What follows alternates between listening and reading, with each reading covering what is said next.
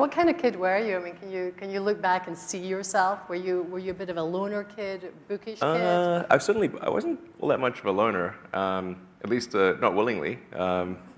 So, but I certainly was quite. I was very, very bookish. I was reading all the time. So I was either reading, working on my computer, reading comics, playing Dungeons and Dragons, that kind of thing.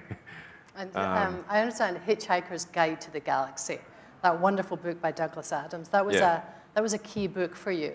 What was it about that book that fired your imagination?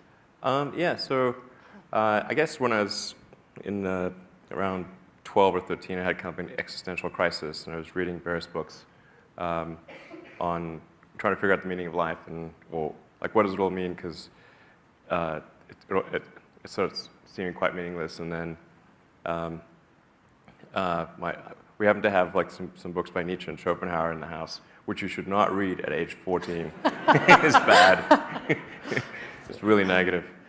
But then I read Hitchhiker's Guide to the Galaxy, which was like quite positive, I think, and it sort of highlighted an important point, which is that a lot of times the question is harder than the answer, and if you can properly phrase the question, then the answer is the easy part.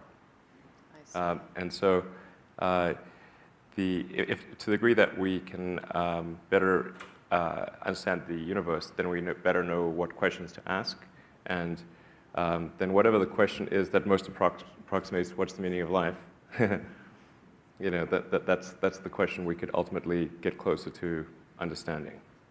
And so I thought, well, to the degree that we can expand the scope and scale of consciousness and knowledge, human knowledge, then that would be a good thing.